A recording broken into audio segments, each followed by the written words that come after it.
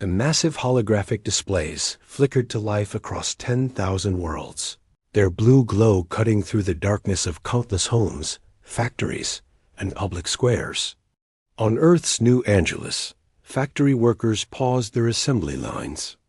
On the mining colony of Kepler 442b, exhausted laborers looked up from their excavation sites. In the orbital habitats circling Jupiter, families gathered around their screens with the same mixture of dread and compulsion that had defined Imperial broadcasts for 3 centuries. Admiral Korath Vos stood in the command center of the Imperial flagship Dominion's Edge, watching the viewer statistics climb. 47 billion souls tuned in across the galaxy, record audience for what would be the most elaborate execution in Imperial history. The girl they'd captured was nobody special, really. Maya Chun, 16 years old, from the backwater colony of Sanctuary Prime. She'd helped coordinate some supply line attacks, nothing more. But her youth, her defiance during interrogation, and her striking appearance made her perfect for their purposes. Broadcasting to all Imperial territories, announced Communications Officer Dallara, her voice steady despite the magnitude of the moment. We have complete network penetration. Every screen, every device, every public display is now under our control. The execution chamber itself was a masterpiece of psychological warfare.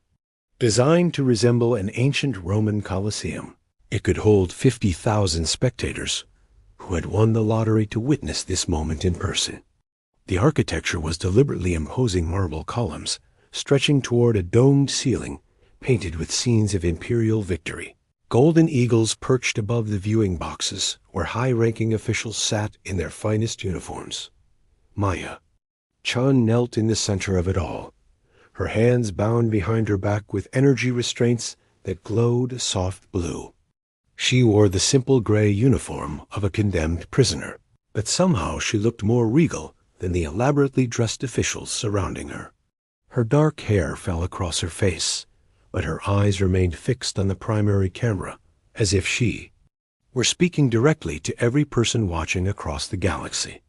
Citizens of the Empire, boomed the voice of Executor Thane, his words echoing through the chamber and transmitted to every corner of Imperial space. Today you witness the fate of all who dare oppose the natural order. This child thought she could challenge the might of our eternal dominion. She believed her small acts of terrorism could threaten the peace we have maintained for centuries. The crowd in the Colosseum responded with the practiced enthusiasm of those who knew their reactions were being broadcast. And across the galaxy, in millions of homes and workplaces, people watched in silence. They had seen executions before the Empire made sure of that. Public death was a tool of control, a reminder that resistance was futile and submission was survival. But something felt different about this one. Perhaps it was the girl's age, or the calm dignity with which she faced her fate. Perhaps it was the way she looked directly into the camera, not with fear or hatred, but with something that looked almost like pity, as if she knew something the Empire didn't. Let this be a lesson, Executor Thane continued, drawing his ceremonial blade. Let this be a warning. Let this be the end of foolish dreams of rebellion. But Maya Chun was already speaking, her voice somehow carrying across the vast chamber, despite the lack of amplification. Her words were simple, almost conversational, as if she were talking to a friend rather than addressing the largest audience in human history. You think you can kill an idea by killing a person, she said, her voice clear and steady. But you can't. Every child you murder, every dream you crush, every hope you destroy, it all adds up. And one day, people will realize that you're not gods. You're just frightened old men who forgot that power only exists when people choose to give it to you. The executor raised his blade, ready to silence her forever. But Maya Chun's eyes never left the camera, and her final words would echo across the galaxy. I'm not dying for rebellion. I'm dying to show you that we're already free. We just forgot. The blade fell, and with it, the Empire's 3 centuries of rule began to crumble. The silence that followed Maya's death lasted exactly 17 seconds. Admiral Voss had counted them, watching the statistics scroll across his command display as 47 billion. People processed what they had just witnessed. Then, like a dam bursting, the galaxy erupted. It started on Vega 3, a manufacturing world where the execution had been broadcast to factory floors during the shift change. Maria Santos, a riveter who had worked the same assembly line for 15 years, was staring at the screen when Maya's words hit her. She thought about her own daughter, only 2 years older than the girl they'd just murdered, and something inside her snapped. "Turn it off," she said quietly to her supervisor. "What did you say?" "Turn it off." Maria's voice carried across the factory floor, and suddenly 300 workers were looking at her instead of the screen. "Turn off their lies. We don't have to watch this." The supervisor reached for his communic to call security, but Maria was already moving. She grabbed a plasma torch from her workstation and aimed it at the massive display screen. The image of the execution chamber dissolved into sparking fragments, and for the first time in decades, the workers of Vega 3 were free from Imperial propaganda. The uprising spread like wildfire through the factory district. By the time Imperial security forces arrived, they found not a riot, but something far more dangerous: organized resistance. The workers had barricaded the streets, disabled the surveillance network, and were broadcasting their own message across the planet's communication grid. On the bridge of the Dominion's edge, Admiral Voss watched the reports flood in with growing alarm. Vega the Third had gone dark 15 minutes after the execution. Then Kepler 442b, where miners had seized control of the processing facilities. Then the orbital habitats around Jupiter, where families had simply walked out of their assigned living pods and declared themselves free citizens. "Sir," Communications Officer Delara called out, her voice tight with stress, "we're losing contact with entire sectors. The communications grid is being jammed or captured. They're using our own infrastructure against us." But the most shocking report came from within the Empire's own military ranks.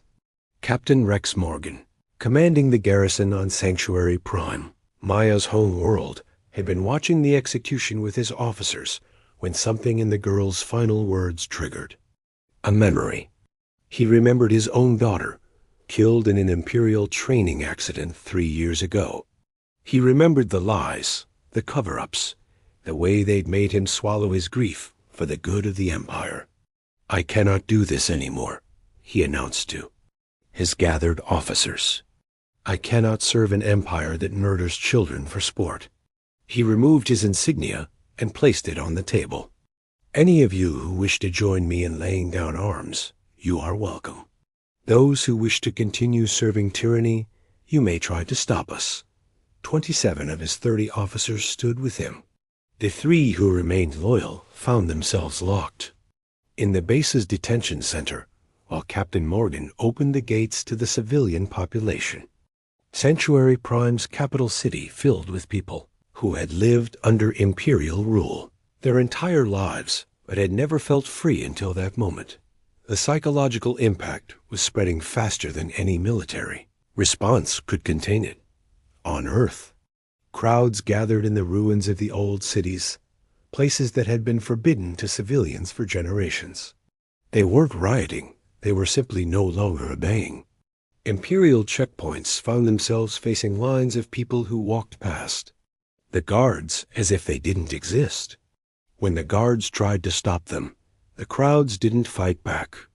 They just kept walking, and somehow that was more terrifying than any armed rebellion.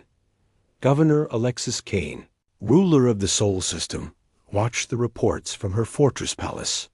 On Luna, she had commanded billions of people through fear, but fear was a two-edged sword. It only worked when people believed in your power to hurt them. Maya Chan's execution was supposed to reinforce that belief, but instead it revealed the truth The Empire's power was an illusion, maintained only by collective consent. "Mobilize the fleet," she ordered her military advisors. "We crush this rebellion before it spreads further." But Admiral Voss was already 3 steps ahead of her. "Governor, we have a problem. The fleet is compromised. Half our ship commanders have stopped responding to orders. The other half are reporting mass desertions among their crews." The Empire had built its military on the same principle as its civilian government: absolute obedience through fear. But when people stopped being afraid, the entire structure collapsed. Sailors who had spent their lives following orders suddenly asked themselves why they were fighting to preserve a system that had given them nothing but misery. 20-3 minutes after Maya Chan's death, the empire that had ruled the galaxy for 3 centuries was discovering that its greatest weakness had always been its greatest strength. They had taught people to obey without question, but they had never taught them to love what they were obeying. And love, unlike fear, couldn't be destroyed by a single act of violence. The revolution had begun. Asterisk. The Imperial Communications Center on Proxima Centauri had been designed to withstand enemy attacks, natural disasters, and even the collapse of nearby star systems. What it hadn't been designed for was the sight of Communications Director Elena Vasquez quietly disconnecting the primary transmission array while her entire staff watched in silent approval. "Director, what are you doing?" asked her deputy, though his tone suggested he already knew the answer. "I'm remembering what my job used to be," Elena replied, her fingers working quickly across the control panel. "Before the Empire, I was a teacher. I taught children how to communicate, how to share ideas, how to connect with each other across the vastness of space. Somewhere along the way, I forgot that communication is about bringing people together, not controlling them." The screens throughout the center flickered and died, cutting off the Empire's ability to coordinate its response across 3 sectors. But Elena wasn't done. She activated the emergency override protocol, designed to be used only in case of total Imperial collapse. Her transmission reached every receiver in the sector, bypassing all official channels.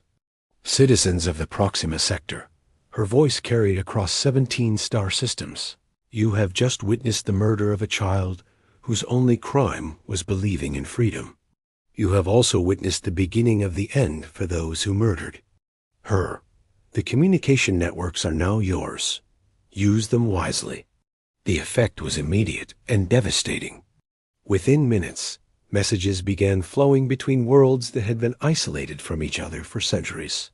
Families discovered relatives they'd thought dead. Scientists shared research that had been suppressed by Imperial censors. Artists displayed work that had been banned for generations. The galaxy was remembering how to talk to itself. On the industrial world of Titan's Reach, factory supervisor James Wu was dealing with his own crisis. His workers had simply stopped working after the execution broadcast. They weren't protesting or making demands. They were just sitting at their stations, looking at him with expressions he'd never seen before. It wasn't anger or fear. It was something much more dangerous: disappointment. "You have families to feed," he reminded them, using the threat that had always worked before. "The Empire provides for those who contribute." An old woman named Sarah, who had worked the same machinery for 40 years, stood up slowly. "My grandson is 16, she said quietly. "Same age as that girl. I've been making weapons for the Empire to use against children like him. I can't do it anymore." She walked out of the factory, and one by one, the others followed. Within an hour, the entire industrial complex had shut down. But this wasn't a strike. It was something the Empire had never prepared for. It was immoral. Awakening. Similar scenes played out across the galaxy. On mining worlds, workers laid down their tools and walked into the sunlight for the first time in years. On agricultural planets, Farmers stopped shipping their harvests to imperial distribution centers and instead opened their storehouses to their neighbors. On academic worlds, professors began teaching the history that had been forbidden for generations. The Empire's response was swift and brutal. Governor Kane had mobilized the Terran Defense Fleet, sending warships to the most rebellious systems with orders to restore order through any means necessary. But Admiral Harrison Blake, commanding the flagship Imperial Justice, found himself facing an impossible situation when he reached the mining system of Asteroid Belt 7. The miners had taken control of their processing stations, but they hadn't armed themselves. They were just waiting. When Blake's fleet arrived, they sent a single message. We know you have families too. We know you've watched your children grow up in a galaxy ruled by fear. We're not your enemies. We're your neighbors. Blake stared at the message for a long time, remembering his own daughter's questions about why the Empire needed so many weapons if they were the good guys.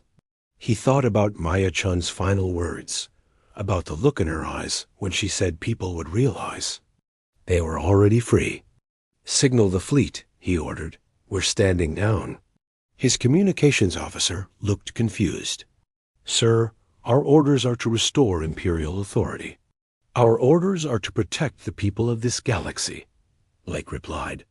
That's what we swore to do when we put on these uniforms. Maybe it's time we remembered that. The Imperial Justice powered down its weapons, and one by one, the other ships in the fleet followed suit. When the miners invited them to come aboard their stations for dinner, Blake accepted. That night, for the first time in his 30-year career, he ate a meal with civilians who weren't afraid of him. But the most significant collapse came from an unexpected source. In the depths of the Imperial archives on Coruscant Beta, a lone archivist named Dr. Marcus Chun, no relation to Maya, though the name resonance wasn't lost on him, had spent his entire career maintaining the Empire's official version of history. He had carefully edited records, suppressed inconvenient facts, and helped craft the narrative that justified 3 centuries of tyranny. The execution of Maya Chun broke something fundamental in his psyche. He realized that his life's work had been to erase the memory of people like her, brave individuals who had stood up to injustice and been forgotten. But he had kept copies of everything, hidden in the deepest vaults of the archive. The real history of the galaxy, the stories of countless Maya Chuns who had died in obscurity. Working feverishly, he began uploading everything to the communication networks that Elena Vasquez had liberated. The true account of the Empire's rise, the genocide of the Altarian people, the enslavement of entire star systems, the systematic destruction of art, science, and culture that didn't serve Imperial interests.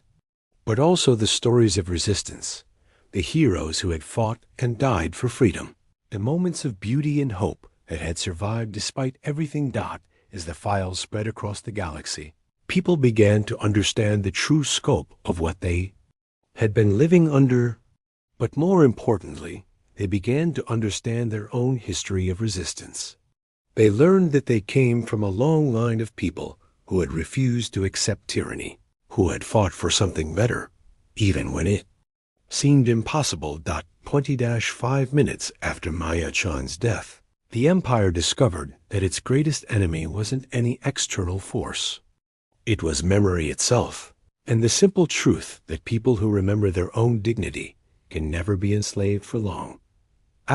Emperor Maximus Aurelius had ruled the galaxy for 47 years, inheriting a throne built on the bones of conquered worlds and the ashes of dead dreams. From his palace on the capital world of Imperialis Prime, he watched the reports flow in with a mixture of rage and disbelief. This was impossible. The Empire had perfected the art of control. One girl's death couldn't undo 3 centuries of carefully constructed domination. Mobilize the Death Legions, he commanded his assembled generals. Every world in rebellion will be reduced to ash. Every system that has declared independence will be made an example. We will remind the galaxy why they fear us. But General Cassius Brutus, commander of the Empire's most elite forces, hesitated.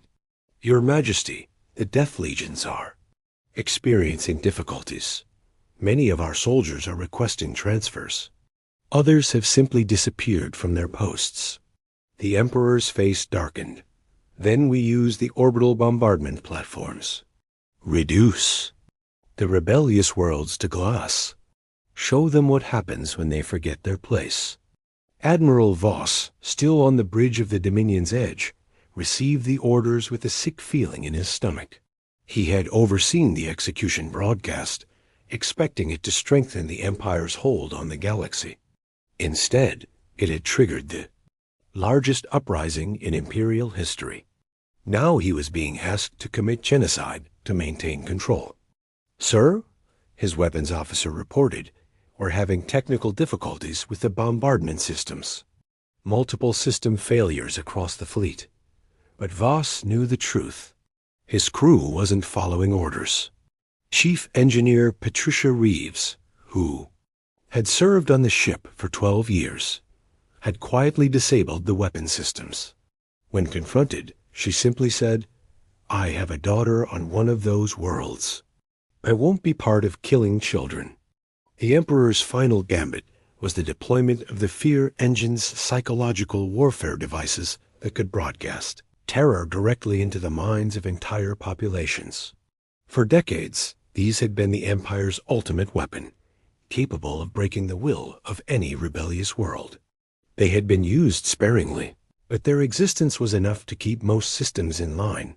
But Dr. Sarah Kim, the chief psychologist who had designed the Fear Engines, was watching the rebellion from her laboratory on the moon of Phobos.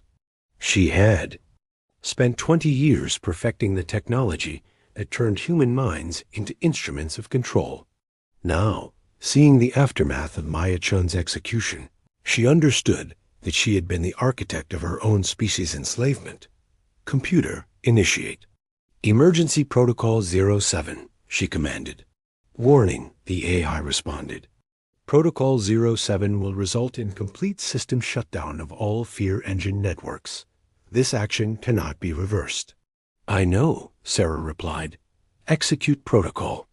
Across the galaxy, the devices that had kept billions in psychological bondage went silent. For the first time in decades, people began to think clearly, to remember who they had been before the Empire taught them to be afraid. Asterisk. The Emperor's rage was now beyond comprehension. He had built his entire identity around the idea that he was the natural ruler of the galaxy, that his subjects loved him and needed his guidance. The rebellion was forcing him to confront the truth that his empire was built on nothing but fear and violence, and that neither could last forever. Bring me the girl's family, he ordered. If they want a martyr, we'll give them more martyrs. But when the Imperial Guard arrived on Sanctuary Prime to arrest Maya's parents, they found something unexpected. The girl's mother, Dr. Lin Chun, was a xenobiologist who had spent her career studying the interconnectedness of life across different worlds. Her father, David Chun, was a former Imperial soldier who had left the service after witnessing too many atrocities. They were waiting in their home, surrounded by their neighbors and friends. The entire community had come to stand with them, not in defiance, but in simple solidarity. When the guard commander demanded they surrender, Dr. Chun stepped forward. My daughter died because she believed in something better than fear, she said calmly. If you want to arrest us for that, you'll have to arrest everyone. The crowd behind her consisted of teachers, farmers, mechanics, shopkeepers, ordinary people who had never considered themselves revolutionaries. But something in Maya's death had awakened them to their own power. They weren't armed. They weren't threatening violence. They were simply refusing to participate in their own oppression. The guard commander, Captain Rex Morrison, found himself facing a crowd of people who looked at him with the same mixture of sadness and determination that Maya had shown in her final moments. He remembered his own reasons for joining the military, to protect people, to serve something greater than himself. When had that mission become about terrorizing civilians? "Stand down," he ordered his troops. "We're not arresting anyone today." As news of the guards' refusal spread, other Imperial forces began to question their own orders.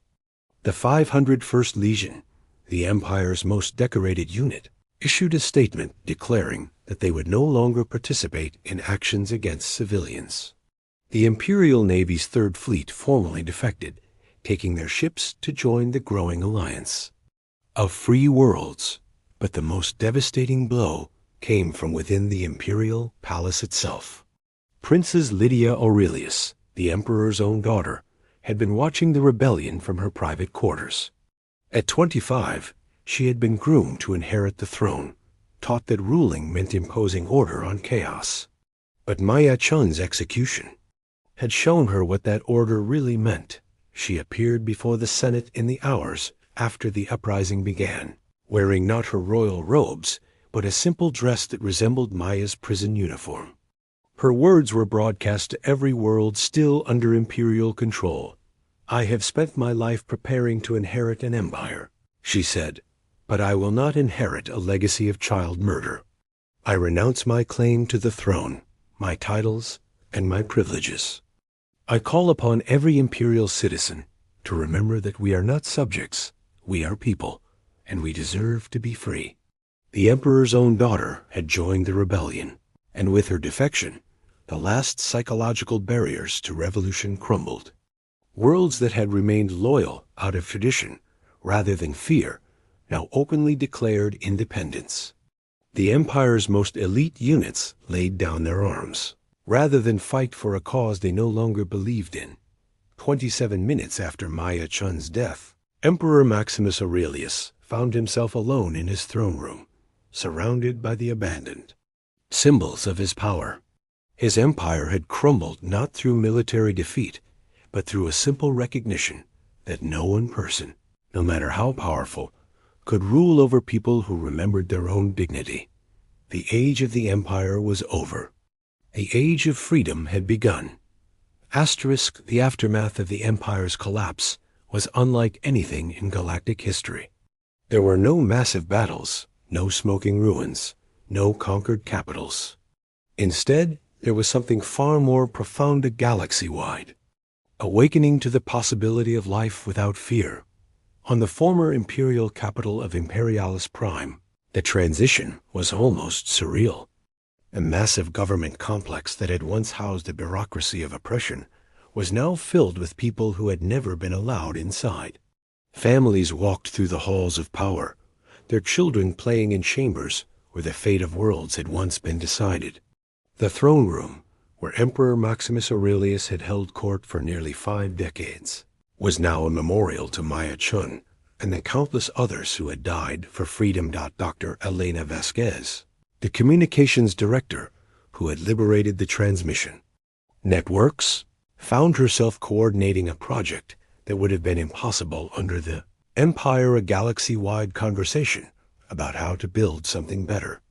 Representatives from thousands of worlds were talking to each other directly, sharing ideas, debating solutions, and learning that they had more in common than the Empire had ever wanted them to know.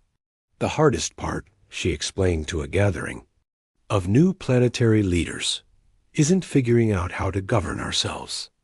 It's unlearning the habits of oppression. We've all been trained to think in terms of control rather than cooperation. The economic transformation was equally dramatic. The Empire's economy had been built on extraction, taking resources from conquered worlds to fuel the military machine. Now, worlds that had been forced to specialize in single industries began to diversify. Agricultural planets started developing technology. Mining worlds discovered they could support other forms of life. The rigid hierarchy that had defined imperial society began to dissolve into something more fluid and dynamic. Captain Rex Morgan, the former imperial officer who had opened the gates of Sanctuary Prime, was now working with Dr. Lin Chun to establish the Maya Chun Foundation. Their mission was to support young people who wanted to work for justice and peace across the galaxy. The irony wasn't lost on them. The Empire had tried to use Maya's death as a warning against rebellion, but her memory had become a beacon of hope. She would have been embarrassed by all the attention, Dr. Chun said during the Foundation's first public meeting. Maya never wanted to be a symbol. She just wanted to help people. But sometimes symbols are necessary to help us remember what we're fighting for. The Foundation's first project was establishing schools on worlds where education had been restricted to imperial propaganda. Children who had never learned to read anything but approved texts were discovering literature, history, and science from across the galaxy. Teachers who had spent their careers repeating imperial doctrine were finally free to encourage their students to think critically and ask questions. But the most remarkable change was in the former imperial military. Admiral Harrison Blake, who had refused to fire on the miners of Asteroid Belt 7, was now leading an effort to transform the Imperial Navy into a peacekeeping force. Ships that had once been instruments of oppression were now used for humanitarian missions delivering supplies to struggling worlds, evacuating populations from natural disasters, and protecting trade routes from the few remaining Imperial holdouts we spent so long learning how to destroy, Blake explained to his reformed officer corps. Now we get to remember how to build. The transformation wasn't without its challenges. Some worlds struggled with the sudden freedom after centuries of being told what to do. Others faced conflicts between different groups who had different visions for the future. A few systems saw the rise of local strongmen who tried to establish their own miniature empires. But the galaxy had learned something from Maya Chun's sacrifice, that freedom wasn't just about the absence of oppression, but about the presence of something better. Communities that had been isolated from each other for generations began to form voluntary associations, sharing resources and knowledge. The rigid borders that had defined imperial space began to blur as people moved freely between worlds, bringing their cultures and ideas with them. Princess Lydia Aurelius, who had renounced her claim to the throne, was now working as a counselor for former imperial officials who were struggling to find their place in the new order. Many of them had spent their entire lives serving a system they now recognized as evil, and they were dealing with profound guilt and confusion. The Empire taught us that power was about control, she said during one of their sessions. But real power is about service. It's about using whatever abilities you have to make life better for others. That's what Maya understood, and that's what we're all learning. The memorial service for Maya Chun, held exactly 1 year after her execution, was attended by representatives from every free world in the galaxy.